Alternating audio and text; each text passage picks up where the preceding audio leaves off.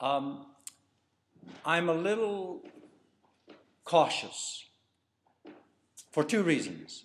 Slaves knew so many things that we've forgotten.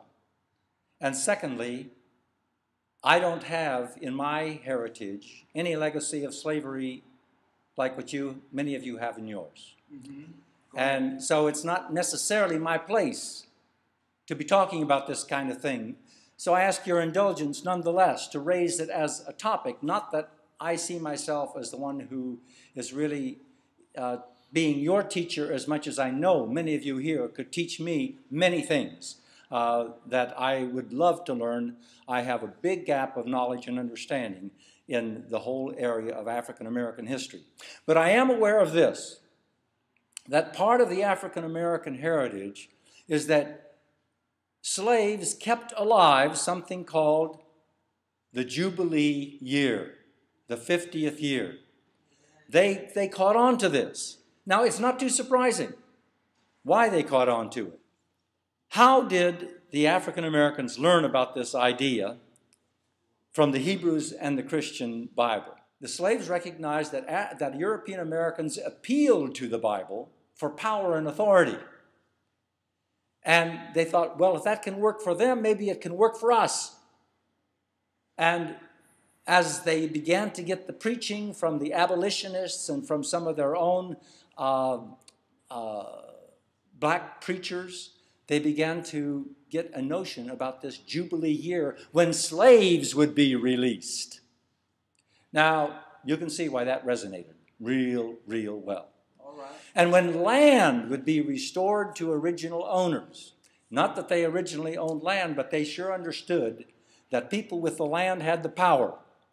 And they believed in what the Jubilee year talked about as restorative justice. All right. Restoring land so that you couldn't accumulate endlessly. Restoring land to its original owners.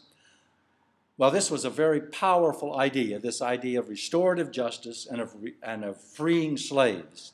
This whole notion of redistribution, because, of course, they felt the inequity, and they felt themselves clearly on the bottom end of the inequity. Right. And they saw that they were building an economy of some strength and capacity and not receiving the benefits of it.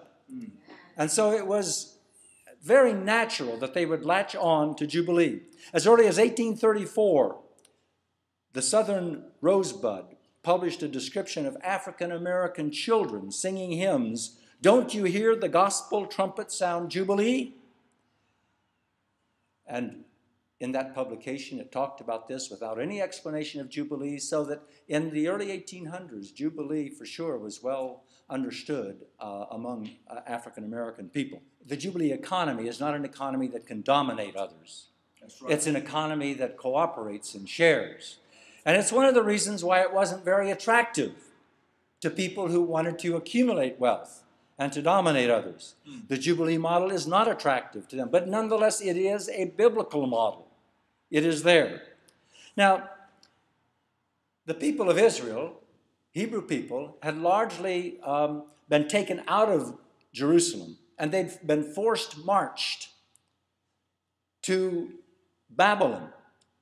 And there they were in Babylon as a subdued people, as a people who were contained because they were not trusted to be in Jerusalem. They had been in rebellion against Babylon. So Babylon took things under control and took all their professional people, all their artisans, and all the people that Babylon could use in their own economy. Well, they stayed there for many, many years. Well, when Persia defeated Babylon, they said, how can we get on the good side of a whole bunch of people? And one of the things that Darius decided was the Hebrew people would probably like to go back to their homeland. And so they returned to their land. Many of them did anyway. But when they returned, how are they going to govern themselves? There was no structure. There was no economic structure. And so the priests decided that they would create a structure, and they used the Jubilee model. Now, when you read it in Leviticus, it sounds like it comes from Moses. But that's because, Moses, how we all declare, we all appeal to authorities. And if you want something to really sound like it has lots of authority, you say, Moses told us to do this. Well, he was that big. He had sort of become bigger than history. And so when you give it to Moses, it really gave it extra authority. So that's how we read it in Leviticus 25 today. Because Jubilee was the way that the Hebrew people structured their lives in the midst of a superpower. Then we go to Jesus in Nazareth, his hometown, in Luke 4. At that time, Rome is the superpower. See, every time Jubilee gets talked about, there's a superpower. Because Jubilee is a way of doing things different from the superpower. And today, therefore, as we think about the superpower of the world, and we see how it's gobbling up the planet, how it's destroying the ecological basis of our livelihoods, how it's destroying the creation of God, we realize that it's not a model. Whatever the benefits of that model have been up to now, it's not the model that we can really count on in the years ahead. We need a different model. And so I'm one of the people in the world, and there are many, who are working on a different economic model. And my basis for it really is the Jubilee model out of the Hebrew and Christian scriptures, which has really been adapted by them because people before the Hebrews began to adapt it were using a model like this as well. It's a model based on sharing. It's a model based on cooperation. These are the deep capacities that we are all created with. These capacities are stronger in us, according to neurological scientists, than are the capacities for competition. And the capacities for greed and accumulation and domination of others. Our deeper desire and our deeper capacity is to love, is to care, is to share. And so that's what the Jubilee model really appeals to. So when Jesus is in the synagogue in his hometown of Nazareth, what will he read? Well, when Luke, think about this. Luke is writing this gospel 50 years after Jesus wasn't around anymore. So imagine yourself writing something that you believe is really transformative for society, that people really need to get a hold of, that really changes the world of the Roman Empire. How are you going to present Jesus? Well, Luke's choice, and it's not necessarily the same as the other gospel writers, but Luke's choice is to take the Jubilee year and to have Jesus go to Nazareth, his hometown, and tell that story of Jesus standing there, reading, or sitting there actually, because that's what they did in the synagogue, sit there and read from Isaiah about the Jubilee year. And he read that and he says, today this is fulfilled in your hearing. As if to say, today we're going to start living the Jubilee year. All right. Today we're going to start living the Jubilee economy. Yeah. We're going to learn how. We're going to reclaim that part of our heritage. And we're going to pick up on what the slaves knew, but we've forgotten. And my, how we have forgotten. My, how we have forgotten. I remember some years ago having a little exhibit at a conference in Chicago, I was. And a chaplain from a leading academic university in the Chicago area came by and looked at the exhibit and smiled at me and said, but Lee, no one ever practiced Jubilee economy. Well, though she was at a very well-established and recognized academic university, she's wrong. It's not been practiced nearly widely enough, but you know, the indigenous peoples of the world have never stopped practicing it. They don't call it that. The name Jubilee got attached to it by the Hebrew people because Jubilee, by the way, comes from their word Yobel, which is ram's horn. And the Jubilee year was announced by blowing on this ram's horn. Yeah. And so it was announced as the Jubilee year, the Jubilee year. So they attached that name Jubilee to this economy, but they didn't originate it. Nonetheless, they made it fit their situation, which is exactly what we can do today. We can take a different economy. We can be informed by the economics of the Bible and make it fit our situation today as we live in a superpower and as we look at how we are functioning in the world. It is very clear that we do not know how to redistribute wealth so that all share. We know how to redistribute wealth upward. We're really good at it. Oh, yeah. We're not very good at distributing wealth downward and outward. We've got the wrong model. Our model can't do it. It structurally cannot do it. It's not the people using the model maybe don't want to, but we need a different economic model to do it. And I am one of the people who believes that the Bible actually gives us an economic model. It doesn't just teach us how to behave ethically within the one we have, but actually gives us a different one. Now, I hold no grudge toward anyone who is making a living out of the current economic model. Don't stop making a living, please. Right, please.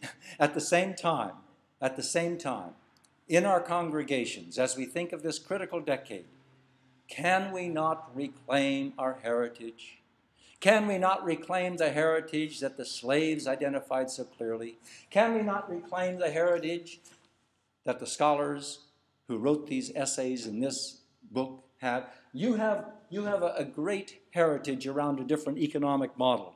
And I want to pour my own self in this time sharing my thoughts around that with you. Because you see, many of us feel deeply the stresses of food prices going up, gasoline prices going up. Most of our wages aren't going up. In fact, many people are getting into contracts that says, well, yeah, just to have a job, I'll take 10% less. So we see these same issues at work where the economic model is not distributing the resources justly. This is unjust. This is unrighteous. This isn't about right relationships the way it's going. And we have, you see, for me, it's a matter of faith. It's not just a matter of discussing economic theory. It's not just a matter of which political party we're in.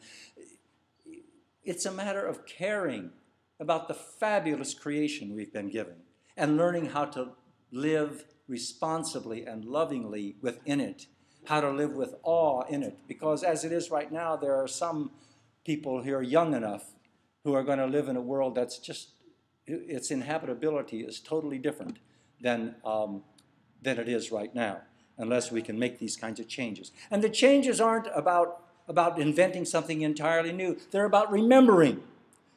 Your communion table doesn't have it, but do you know what it says on many communion tables?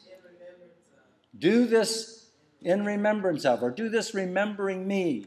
Remember the Jesus, not just who went to Calvary, yes, but remember the Jesus who preached and practiced a Jubilee economic model. He did it in Nazareth, his hometown, and he continued to do it throughout his very brief ministry. Remember and get connected again. You know, member. It's like we were members with it once. We got to get remembered to it. All right. It's part of our tradition. We want to get remembered with that tradition because we've forgotten it. It's been part of the great forgetting. The great forgetting as we got into, we got seduced by an economic model of what's been called progress, modernization, advancement, development. We need to relook at all of that because even if we say it was the right model before, today we have to look at whether it can be the right model today. So Jesus says, remember me. So when he takes the cup, when he breaks the bread, it's about remembering, reconnecting with all of him. It isn't just about the cross when we do that. It's also about all of his teachings, all of the way that he incarnated and embodied something different in his life. The slaves knew it. We've forgotten it. When we take communion, we pledge to remember it.